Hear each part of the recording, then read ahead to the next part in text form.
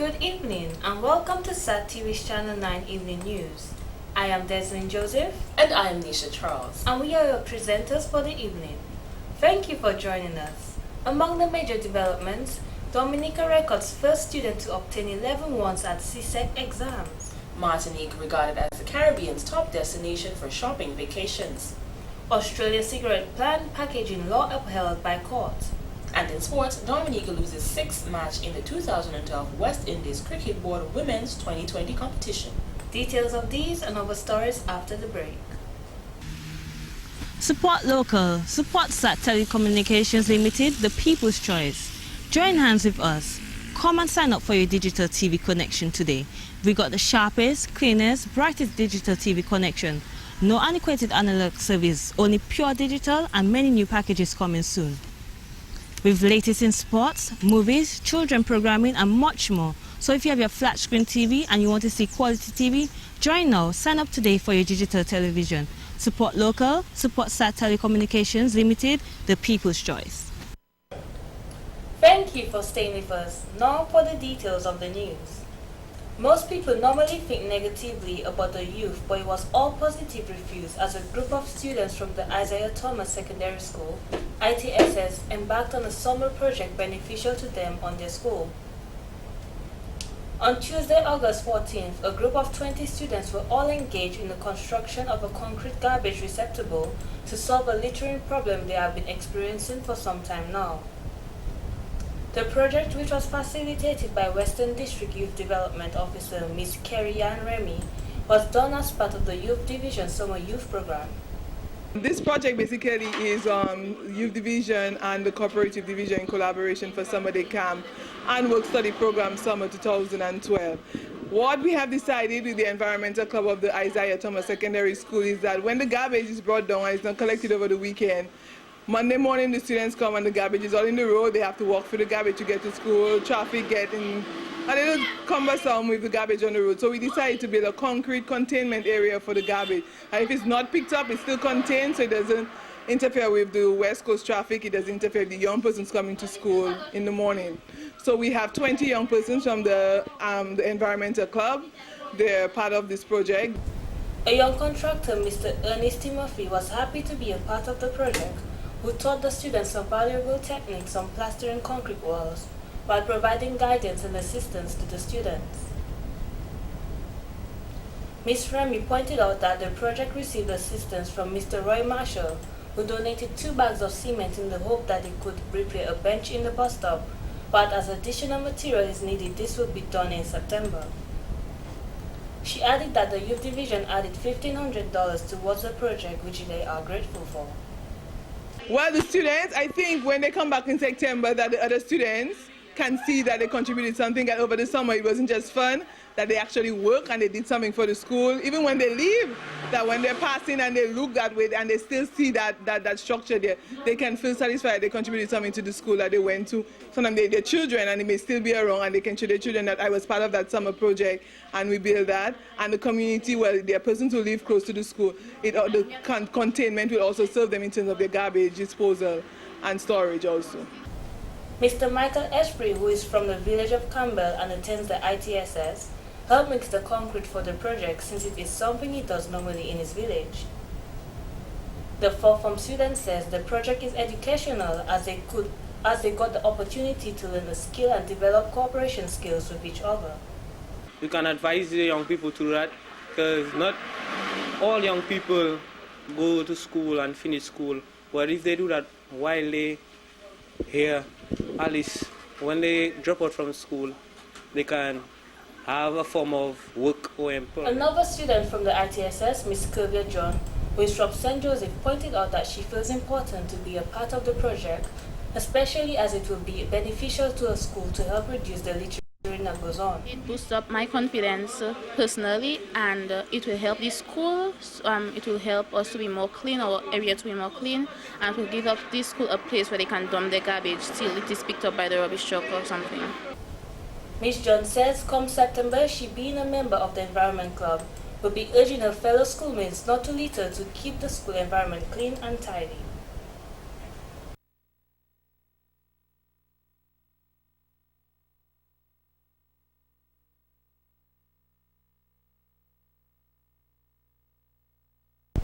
The Ministry of Education is pleased to announce the results for the May-June 2012 exams to the general public.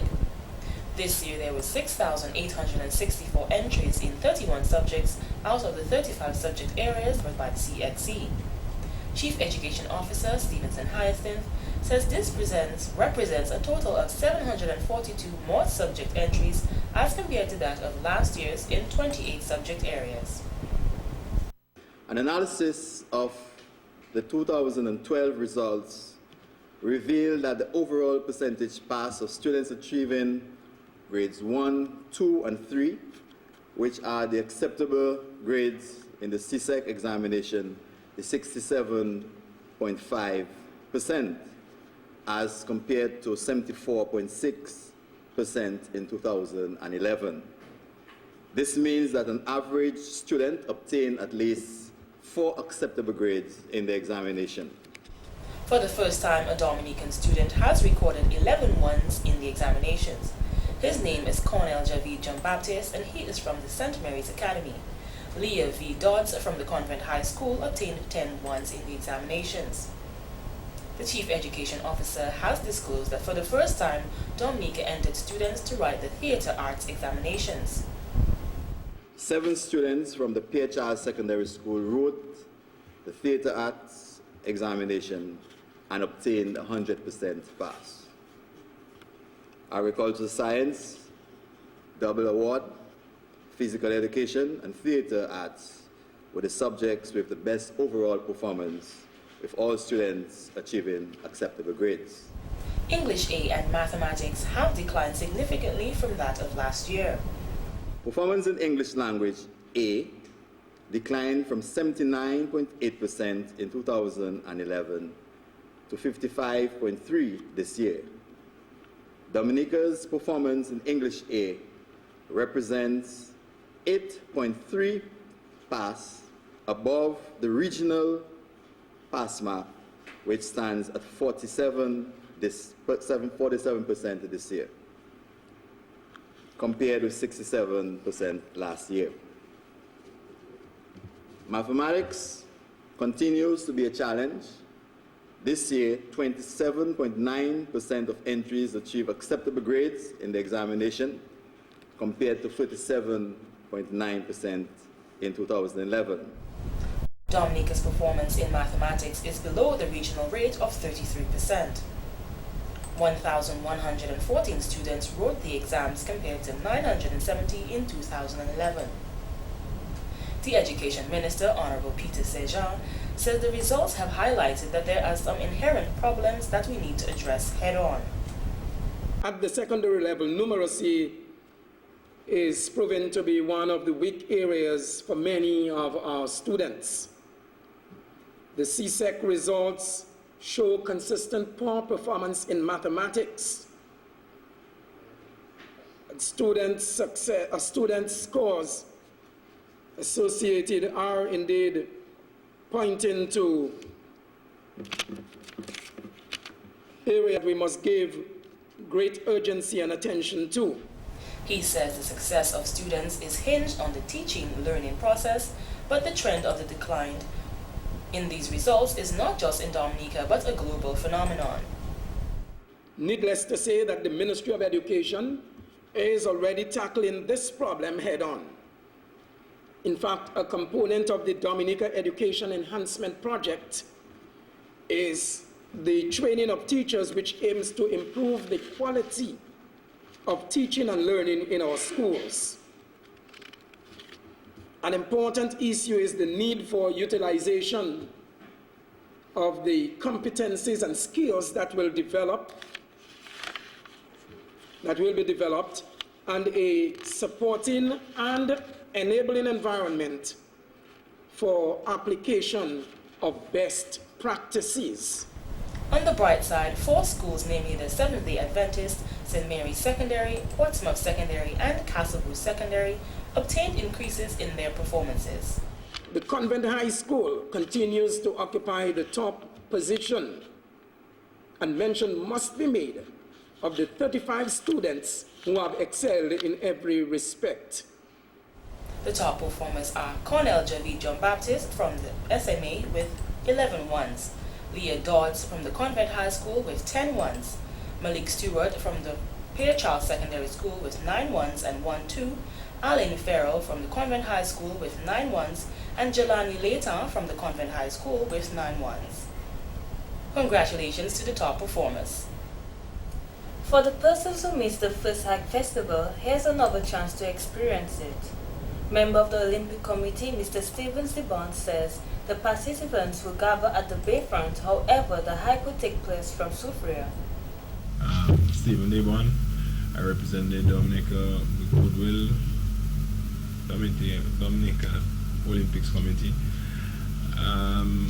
It's basically, we're talking about segment 3. It's up at Soufriere, where we're gonna hike. Everybody gather at the Bayfront, and then the bus take you to Soufriere. He mentioned that the idea was originated from the group's discussion and they became concerned about the young people's health. From that point, the committee decided that the hike would be a start towards a healthier lifestyle. Just the member of the group that decide, okay, young people making a change, so we advising people to come and take a walk, to keep your body fit and stuff like that. So what is the whole objective? What do they hope to accomplish at the end of this hike? You getting to know somewhere you've never been there before, and more or less exercise, keep yourself fit. You get to know somewhere new. People coming out overseas and come and know our country better than us. So it's a good little walk to get to know your country. For those interested, here's the registration information. Well, it's $20 per person. You can get form at the Dominica Football House and the Dominica Sports Division. If you come as a group, it's $55. I think they give you a discount. And then $20 pay your passageway, and yeah. A call has been sounded for persons to register to be mentors for the new Plus One project, which aims at providing a support system for underprivileged youth. This call comes from the coordinators of the Plus One project, Mr. Delroy Williams, Ms. Michelle Bell, and Ms. Nikilia Gregoire. The Plus One project is a life skills project that enlists the support of youth aged 18 to 29 within a particular community that volunteer their time and energy to assist the young children between the ages of 7 to 11 with social, educational, and general activities. The project can simply be defined as fostering a helpful relationship between a younger and older individual. Assistant Coordinator for the Plus One project, Ms. Michelle Bell, explains how the idea came about.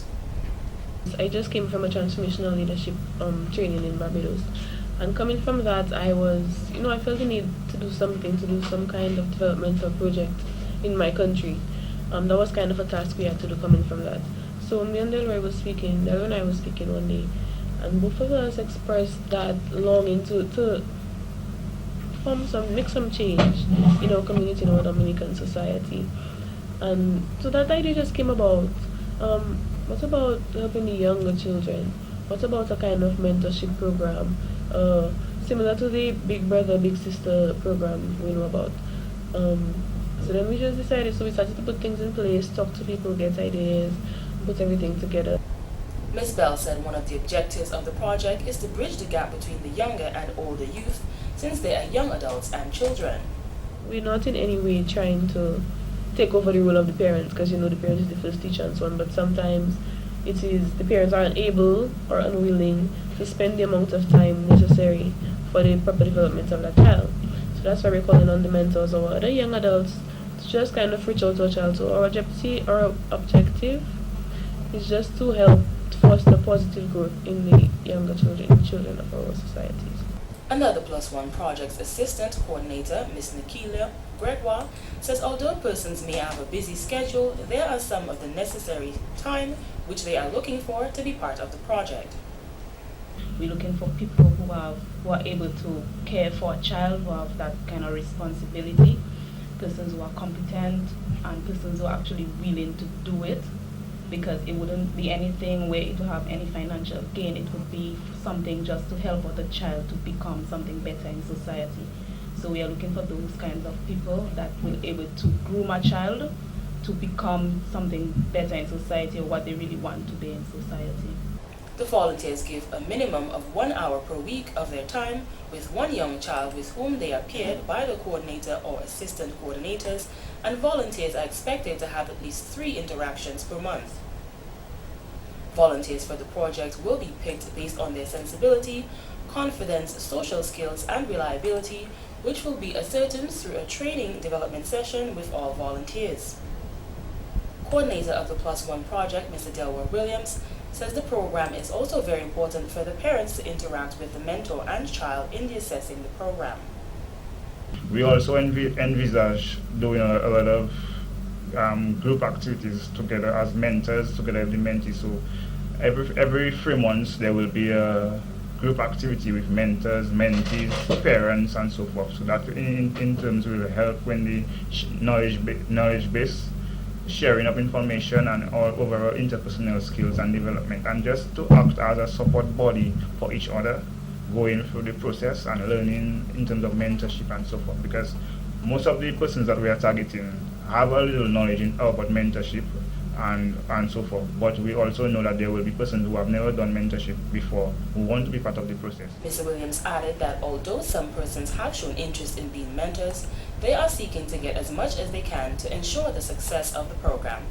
As a coordinator of this program, I find it to be something that would be very essential in the country, in that we are looking to help the young children out there who are really crying out for the help but not receiving it. So that I am asking the young people out there who have the talent, the skills, and the time, that you will come out and support us to execute that program to the best of our ability, to see the continuation of it. The Plus One project team will also have consultations with parents of the children participating in the project to discuss the effects and or impact of the volunteers and project.